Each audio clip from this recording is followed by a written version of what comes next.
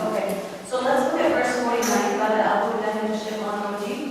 ألم تر إلى الذين يزكون أنفسهم بل الله يزكي من يشاء ولا يظلمون فتيلا.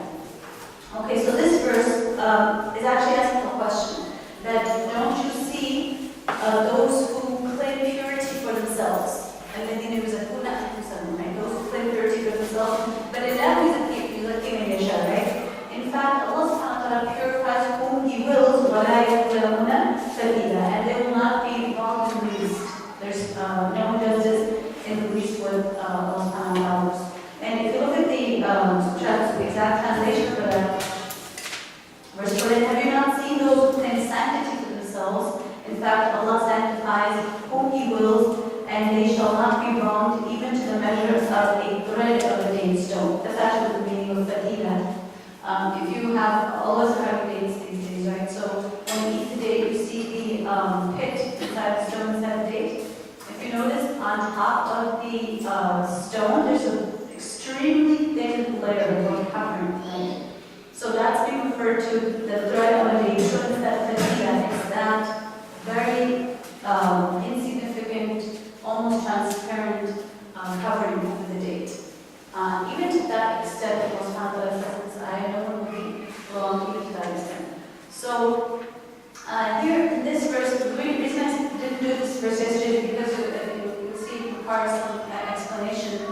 A very scary aspect here, or phenomenon here, of claiming purity for oneself. And the scary part about it is that usually the ones who claim purity for themselves, in fact, are the ones most lacking in it. Because a sign of ikhlas, a sign of sincerity and purity, is that you don't see it. You don't see yourself as having it, right? This is one of the things that people who are sincere, who are purified by Allah, they will not claim this for themselves. And if we feel that we can make that claim, then something's really wrong. So here specifically, we're continuing in the context of discussion of the Jewish and Christian communities. They're particularly addressed here, specifically addressed here. Why? Because remember the famous Jewish claim quoted in the Quran, that we are the sons of Allah and His beloved, yani the closest, right, the chosen ones. This was a famous Jewish concept that even is recorded in the Quran as well. And also they would blatantly say that they would not, no one except the Jew or Christian would enter into paradise. Very blatant, outright claim. They would say that no one will enter Jannah except for one who is a Jewish person or a Christian person. And no one else has claim to paradise, claim to Jannah. And in fact, they said that even if we were to enter into the fire of hell, it would only be for ayyam ma'dudat, right? It would be for a limited number of days. And some of the explanations say that they claim they would be in the fire only for 40 days because they had worshipped the calf for 40 days. So they were very sure, extremely confident about their position in Akhirah, extremely confident about their position with Allah subhanahu wa ta'ala. And it is not from the sign of true iman, of a believer, of a true Muslim, that they're ever sure of their place with Allah subhanahu wa ta'ala. Right? They're always fearful, always concerned that, where they stand with Allah subhanahu wa ta'ala. So what's clear is that all of these things were mere claims and they were not grounded in any revelation. And rather the revelation points to something else being the reality. The following is an example. بَلَا مَنْ أَسْلَمَ وَجْهَهُ لِلَّهِ وَهُوَ مُحْسِنٌ فَلَهُ أَجْرُهُ عِنْدَ رَبِّهِ وَلَا خَوْفٌ عَلَيْهِمْ وَلَا هُمْ يَحْزَنُونَ.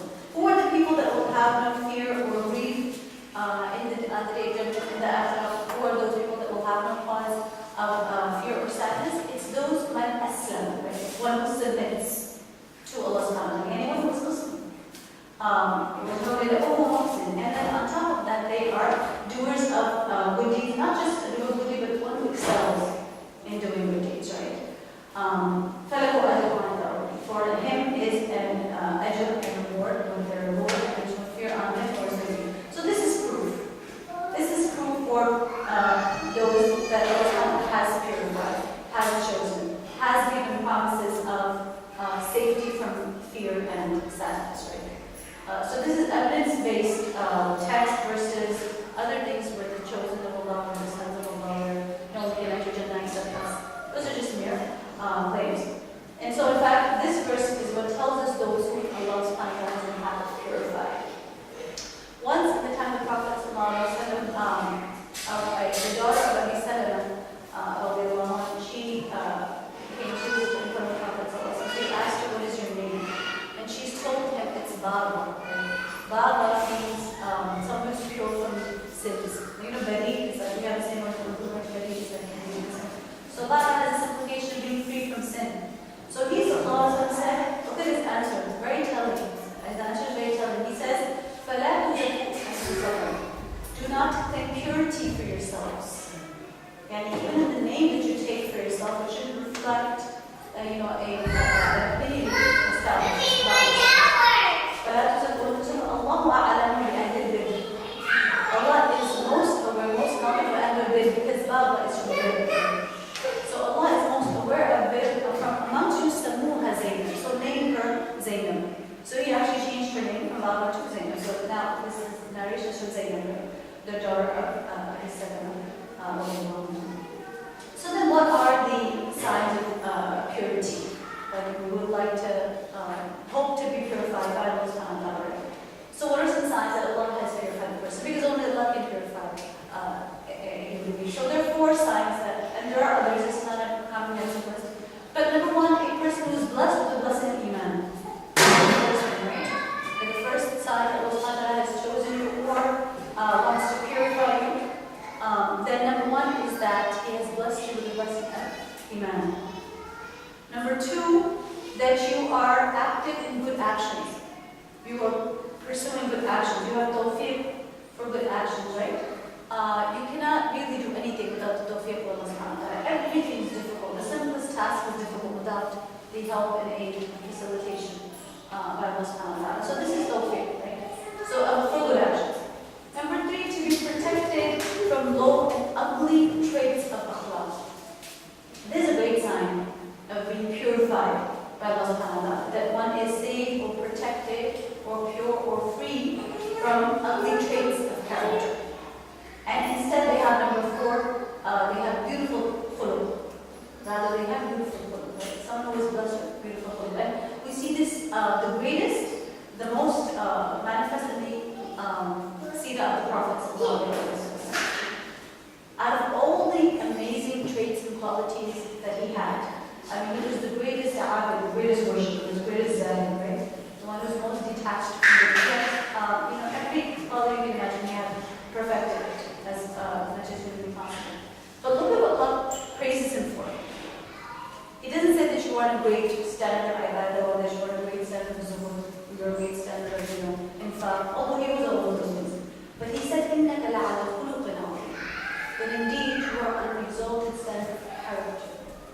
Out of all the wonderful things about him, Allah subhanahu wa ta'ala chose to highlight and praise him for his khuluq, for his akhlaq. And he's the most purified of human beings, right? Therefore, having beautiful khuluq, having beautiful akhlaq is just thoroughly khuluq, is an indication that Allah has purified you, has chosen you for this process of purification. Now, having said that, we want to speak a little bit in general about tazkiyah for the nafs, right? Or claiming purity for the nafs. The problem with this is once a person claims any type of purity, it essentially is praise. It's self-praise, right? And this is rooted in arrogance. How can you praise yourself and not be arrogant? At some level, right? So this is what's haram.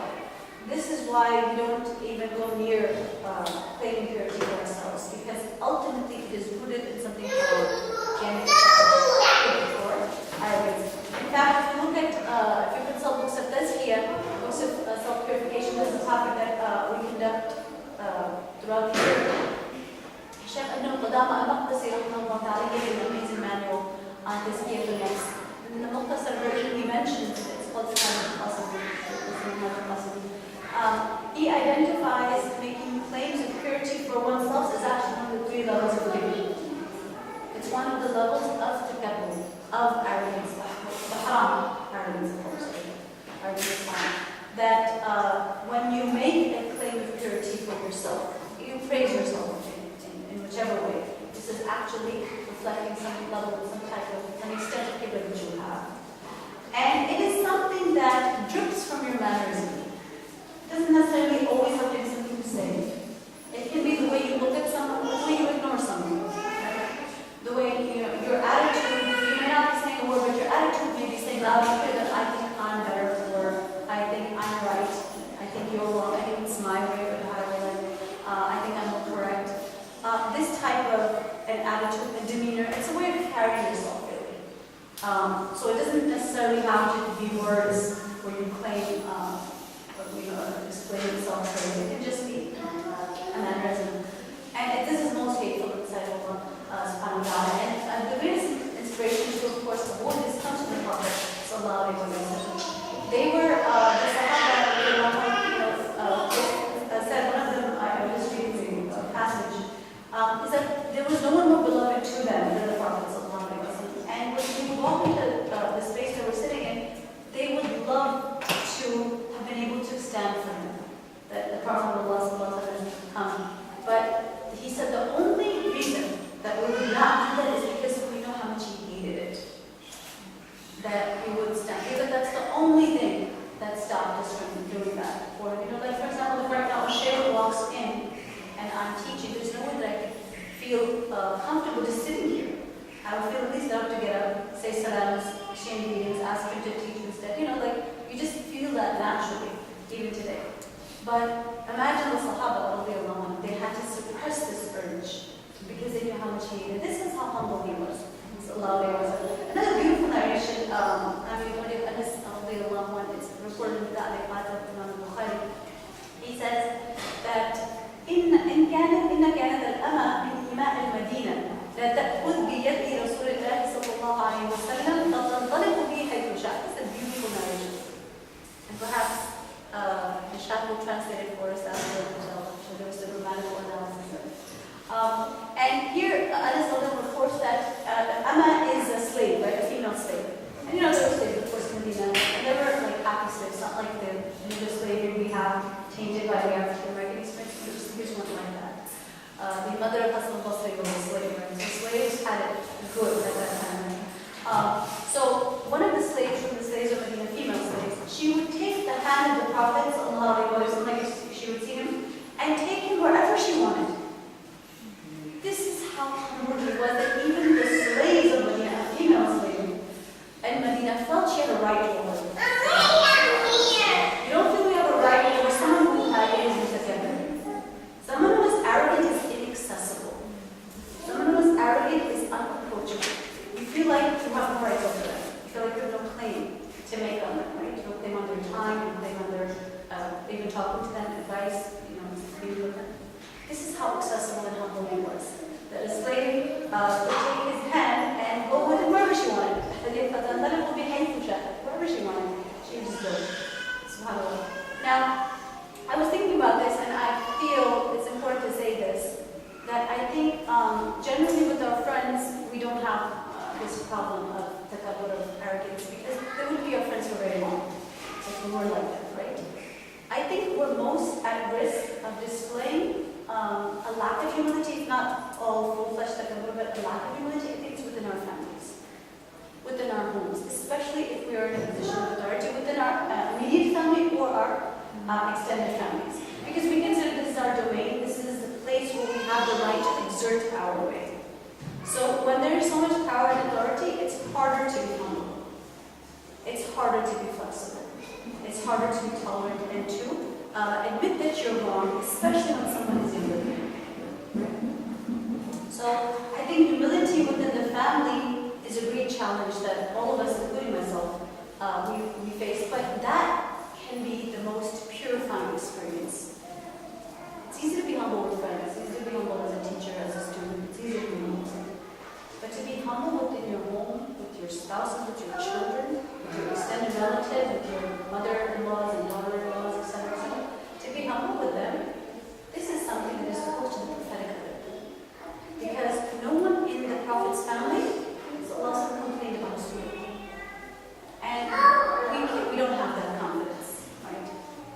don't have that confidence at all.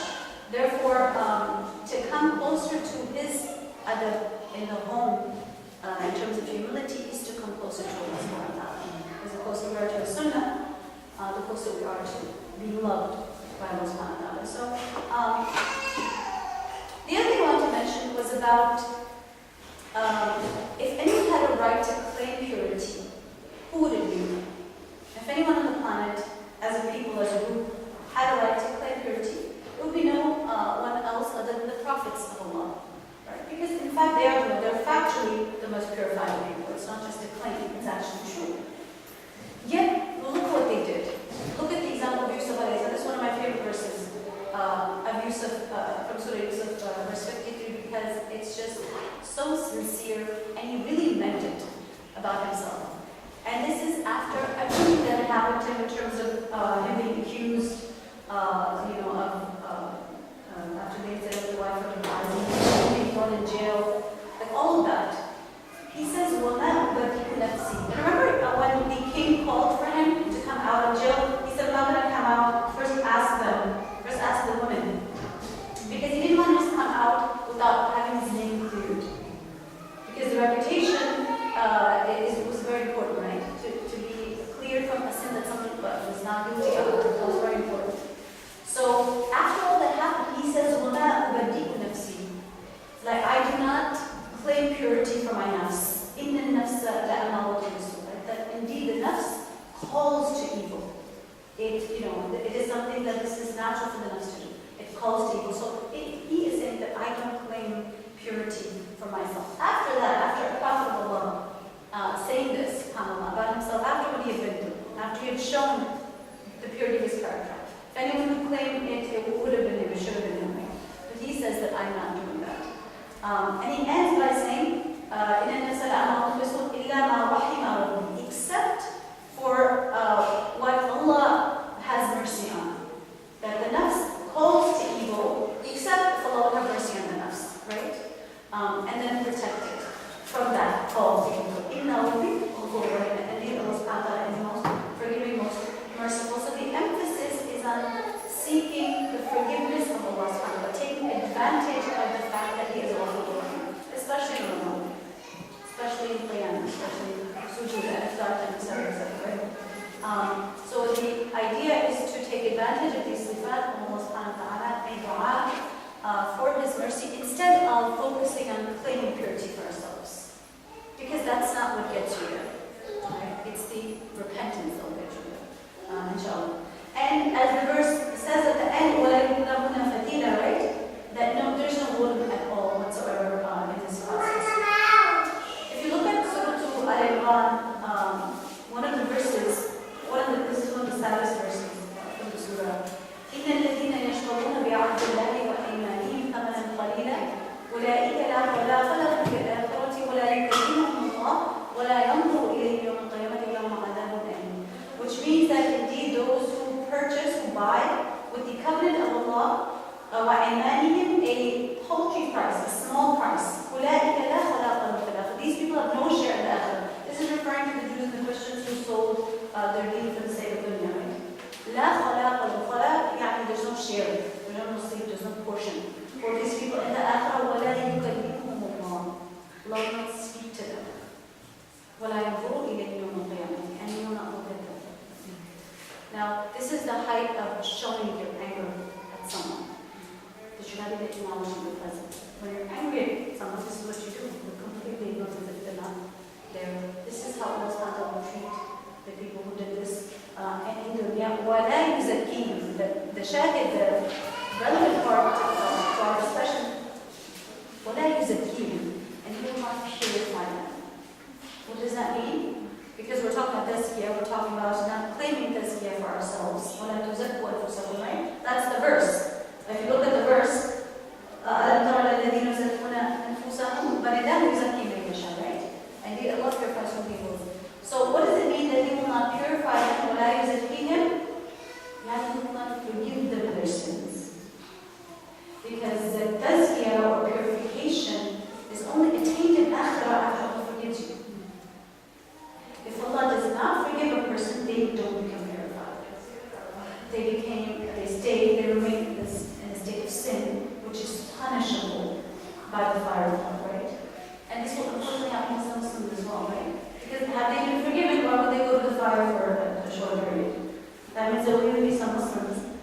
will not be purified before the punishment. They will be purified after the punishment. The punishment will be the purification for them. But these people will not be purified even after the punishment. There's some who will remain there forever. وَلَا يُزَكِّيهِمْ, will not purify them. So this is the true meaning of purification, of this reality that comes from Allah subhanahu wa ta'ala, is that He forgives you your sins and therefore you become purified. Okay, let's look at the next verse, verse number 50. انظر كيف يفترون على الله الكذب وكفى به إثما مبينا. Verse 50. Look at the translation of this verse. Look at how they are concocting, inventing a lie upon Allah subhanahu wa ta'ala, and it is sufficient as a great sin. What is the lie that is being referred to here? The lie that is being referred to here is this lie of claim to purity. It's the same thing that's being talked about. The purity that the Jews and the Christians ascribe to themselves. This is the greatest of lies, right? And same thing in Christianity. They believe they are already forgiven, right? Because Christ already died for their sins, so they're already forgiven. So it's a similar thing. So this is, why is this the greatest of lies? Why wasn't another one of their lies chosen as the greatest of lies, or a great lie? Why is this singled out as a great lie? Because look at its implication. What it implies is that they, the Jews and the Christians, are upon truth and guidance, and the prophets of Allah and the Muslims are upon misguidance. Because if the claim for purity for them is real, it can't be true for them and true for the Muslims that they're opposing. So it really means that the Muslims are upon falsehood, that the Quran is false, that the prophets of Allah is false. That's really what they're saying when they describe exclusive purity to themselves. And this is this is sufficient as a great sin. Because you just said, that the prophets of Allah is not speaking the truth. You've just said that the revelation from Allah is a falsity, right? So this is what can be a greater lie. It's actually blasphemy, which is considered as Ithman Mubina.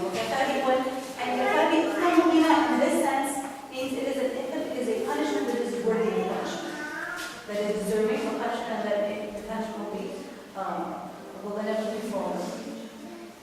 Okay, let's look at verse 51. أَلَمْ تَرَ إِلَى الَّذِينَ أُوتُوا نَصِيبًا مِنَ الْكِتَابِ يُؤْمِنُونَ بِالْجِبْتِ وَالطَّاغُوتِ وَيَقُولُونَ لِلَّذِينَ كَفَرُوا هَؤُلَاءِ أَهْدَىٰ مِنَ الَّذِينَ آمَنُوا سَبِيلًا. Don't you see the ones who are given a portion of the book? They believe in al-jibt and al-taghut. And they say to those who disbelieve that you are more guided than those who believe. Now there's a lot of terminology and background in this ayah. And again, the ones that are being referred to are Jews and Christians. And what is singled out is what they believe in, or what they believe in. You don't have the Jibti or Taghut. They believe in al-jibt and they believe in al-taghut. Now what is al-jibt? What is al-taghut? Al-jibt literally, it's a useless, baseless thing. Right? This is the literal meaning. Originally, in Arabia, in Islamic Arabia, it was the name of an idol. So there's actually an idol in the time of pre-Islamic Arabia, or even when they struggled between the Prophet and Quraysh, they had this idol named Jib. And later on, the term Jib was used for any false god, every false god, even for magic. So a lot of the meanings not only used for Jib and Taghut, there are various meanings from various sayings, scholars, Sahaba, and there will be some overlaps, so don't get confused. So that's the literal meaning, and then there was this idol. But later it was used for every false god as well as for magic. Ibn Abbas, he says that Jib comes from actually the Ethiopian language and refers to a magician. Ibn Abbas, one of the Mufassirin of the Quran, his tafsir is that it's from the Ethiopian language and refers to a magician. Taghut literally refers to the arrogant. Okay, literally refers to someone, or the arrogant in general. Also used for shaitan. This term Taghut is also used for shaitan and in general for every evil and falsehood. And Ibn Abbas, he said it refers to a soothsayer. Soothsayer, those talking false soothsayers. Malik bin Anas, the great Sahabi, he has said that Taghut is everything that is worshipped other than Allah subhanahu wa ta'ala. This is how he has defined the meaning of Taghut. Everything that is worshipped other than Allah subhanahu wa ta'ala. And this view is actually the most comprehensive view. Imam al-Qurtubi, he prefers this view. And he says this is the preferred view because it's very inclusive. And it's in line with the Quran, other verses of the Quran. Because if you look at verse 36 or chapter 16, there's a verse, a part of the verse that says that you should worship Allah and stay away or avoid Taghut, right? So Taghut then is anything that is worshipped other than Allah subhanahu wa ta'ala. Now here they occur together. The word al-Jibn and al-Taghut, they occur together. So when they occur together, then it refers to believing in worshiping other than Allah subhanahu wa ta'ala, right? So there is overlap in the meaning. It also refers, when they're mentioned together, also refers to hukum fi ghayr sha'ila, to rule, to decide, to judge according to other than the law of Allah subhanahu wa ta'ala. This is also one of the meanings included. So it's quite comprehensive. Now what is the background? That was just some of the little meanings because these words are unique to the Quran and they're not that often occurring in the Quran. We don't have this occurring time. So it's something we should know. Now what happened when this ayah was revealed is that the Jews and the Quraysh had actually joined forces against the Muslims after Uhud. After Uhud, they really wanted to collaborate. The Jews of Medina and the Quraysh that was still in Mecca. So they met, and in one of the meetings, two Jewish leaders came from Medina with the group of the Jewish community. They came to Abu Sufyan, who was not Muslim at that time, and to meet with him to devise a plan. Now, even at that time, even with the Quraysh of Mecca, the Jews had a reputation for breaking their promises. Now, we know what happened historically in terms of how they broke their promises. Starting with Musa, even in what they covenants they made with the Prophet. But even subhanAllah, Abu Sufyan, who was mushrik at that time, even he did not trust them. And these were two Jewish leaders, chiefs, they were chiefs of the clan. So he said, the only way I'm going to believe you is you really want to join forces with me, really collaborate to fight Muhammad sallallahu alaihi wasallam. The only way we're going to do this is if you prostrate before our idols. And here are the two idols. Here's Egypt and here's Taghut. So those were two idols at that time that the Mushrikeen used to worship. And so he asked them to prostrate before them. Now, keep in mind, these are Ahlul Kitab. These are people of Tawheed. These are people who are bearers of scripture who claim monotheism. Yani they believe in Tawheed. They believe in the oneness of Allah subhanahu wa ta'ala. And they made this sajda. And what's so tragic about this is that one of the chiefs was a scholar of the Jews. He was learned in the Torah, in the scripture, in the Torah. And even this is the extent of enmity and hatred they had against the Prophet. This is how deep their claim to being the chosen of Allah subhanahu wa ta'ala that was challenged. There was nothing that could stop that. They actually made sajda to their idols. After this, Abu Sufyan was satisfied. Right? He said, okay. Because that was a big thing, obviously, for Ahlul Kitab to do something like that.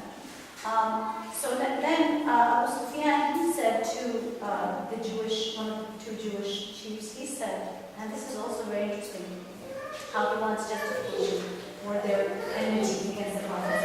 Even Abu Sufyan is looking for justification, looking for comfort and consolation that we're doing is right. So he asks the Jewish chief, he says, you are a learned people, you have the book of Allah with you, but we are totally ignorant. Now you let us know what you think. What do you think about us? Tell us if we are on the right path or is it Muhammad sallallahu alaihi wasallam. Now this is, I'm going to read this directly from the Tafsir. Look what he says. So the chief, he asked, what is your religion? So Abu Sufyan said, we slaughter our camels for the Hajj. We offer their milk to the pilgrims. As Abu Sufyan described their Jahili religion at the time. We slaughter our camels for the Hajj. We offer their milk to pilgrims and entertain guests. We maintain relations with our kin. We make tawaf at the house of Allah and perform Allah. This is all true about these people. Contrary to this, Muhammad has abandoned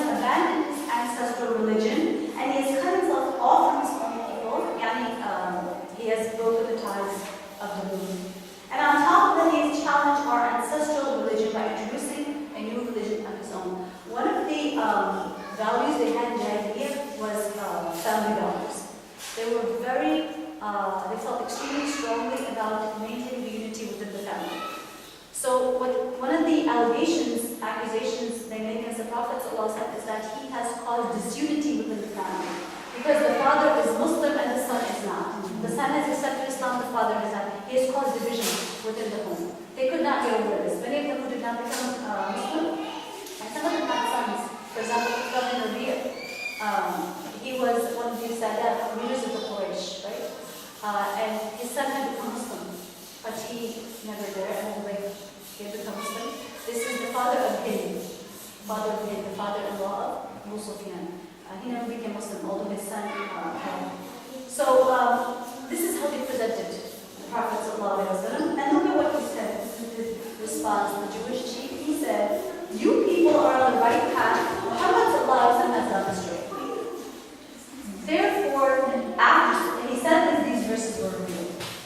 This verse where it says that they are saying that the people who have gone astray, they are more guided than the people of Islam, than the Muslims. If you look at the end of the verse, وَيَقُولُونَ لِلَّذِينَ كَفَرُوا هَؤُلَاءِ أَهْدَى مِنَ الَّذِينَ آمَنُوا سَبِيلًا. And they say at the end of the verse, which is the people who read a portion of the book, they say to those who have disbelieved, the Mushrikeen, the Quraysh, هَؤُلَاءِ, these people, you are more guided. They are more guided than the people of Iman and the Sahaba and the Prophet sallallahu alaihi wasallam. So this is the extent to which even the Jewish rabbis had stooped, to this extent that they considered the Arab Mushrikeen more guided than Rasulullah sallallahu alaihi wasallam and the Sahaba who had the Quran. Although idolatry is condemned in the Bible.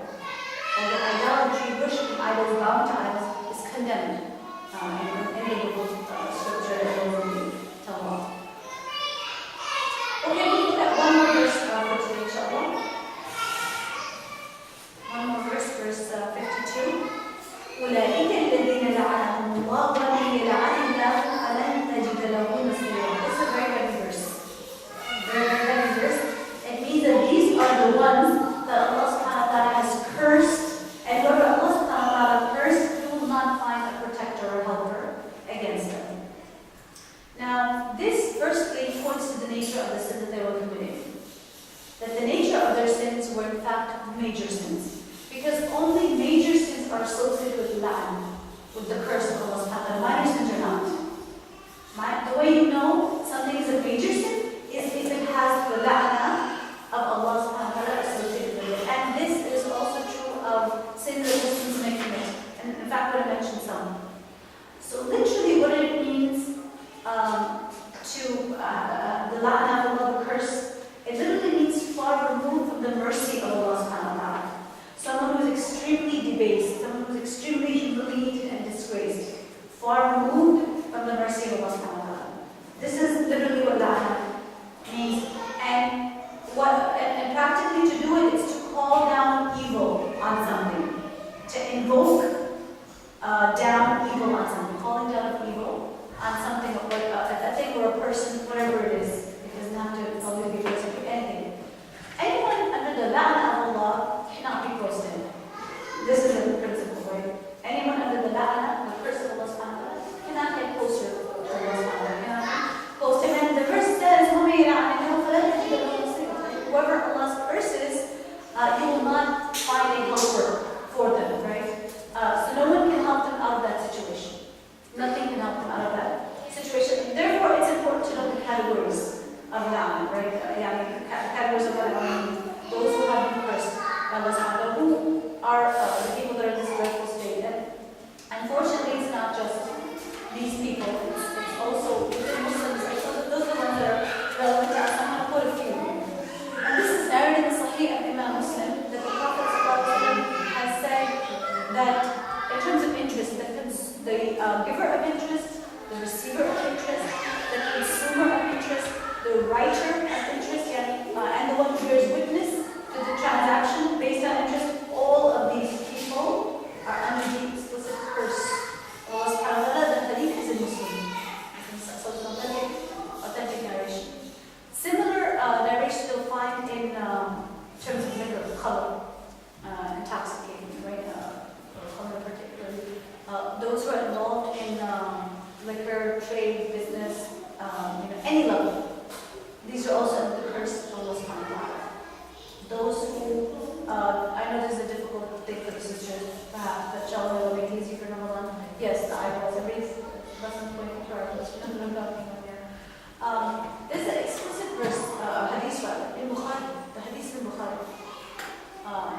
who gets their eyebrows done or does it for someone else is under the curse of Allah subhanahu wa ta'ala. The one who tattoos, a woman who tattoos herself or tattoos someone else is under the curse of Allah subhanahu wa ta'ala. So, these are clear categories. Also, there's another hadith of the Prophet sallallahu alaihi wasallam. It was not mentioned particularly under this tafsir of this verse, but we know that a woman whose husband calls her, to him and she refuses, is also the curse of the angels, right? Now, who would want to be cursed by the angels until the morning? Because that state immediately removes you from closeness to Allah subhanahu wa ta'ala, being cursed by him, by his prophet, by his angels. No one wants to be in that type of a state. And of course, the thief. There's so many. If you look at the hadith, I'm not going to go through all of them, but the hadith who keeps, rather the thief, the thief who keeps stealing over and over again. Right? This person does not have the curse of Allah subhanahu wa ta'ala. So this is not from the attributes, not just to not do these things, but a Muslim in general is not a person who curses others or sends la'na upon others or upon things. Yani it is not of the attributes of a Muslim, of a believer. This is not from good khuluq at all. That a person curses things. No, la'na on this, la'na on that. I know, like sometimes when people get mad, they say, the la'na be on this thing. And just any object or any situation or any person, which is even more serious. There's a hadith of the Prophet sallallahu alaihi wasallam in the Surah. ليس المؤمن بالطعان ولا باللعان ولا البذيء. Beautiful narration. And it means a true Muslim is not a taunter. بالطعان. This is lovely. This is lovely khuluq. If we really say the hadith of the Prophet sallallahu alaihi wasallam, he teaches us what khuluq is. You kind of good khuluq, pray Surah and say Assalamu alaikum wa rahmatullah, start taunting your brother or your sister, or even your child or your spouse. Taunting is not from the khuluq of a Muslim. A true believer is al-mu'min. Al-mu'min, the Prophet used the term, in the true believer, is not someone who taunts other people. Right? So, sometimes we're sarcastic in our humor, and that is the general nature of American humor. It's based on sarcasm to the expense of others. And to a certain extent, maybe it's okay, but we have to be very careful that it doesn't fall into taunting. This is a very ugly trait to have. And it makes for very icy relationships, for very high, stressful, high tension in relationships. So, la'an, this is not from a believer. And the second thing that the Prophet also mentioned, wala bil-la'an. And it is not, the believer is not someone who sends la'ana. People, la'ana on this, la'ana on that, la'ana on you, Someone who just speaks like that. We can never be too careful with our tongues. Never be too careful with our tongues. Wala al-badi. Notice it's foul mouth. Foul mouth, saying rude things. Saying, cursing, not just this type of curse, not just the curses that are associated with daily language. This is not from the khuluq of a believer. And even small words that we hear sometimes from our kids, like S-T-U-P-I-D, D-U-M-B. We never said these words. They're bad, we thought these were bad words. And now we hear this, it's so common that So it's important from a young age to teach our children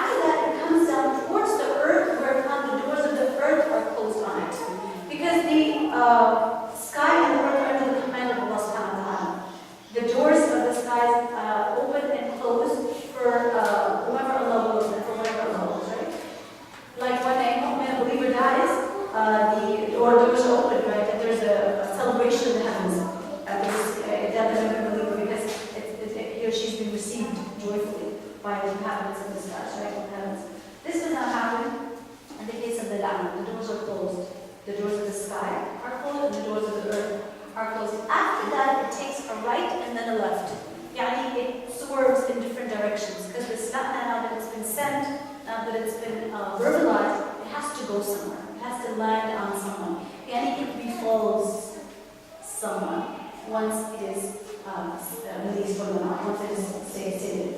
So it takes a right, then a left, but as it finds no access anywhere, and it's not welcome anywhere, it returns to the one who is cursed.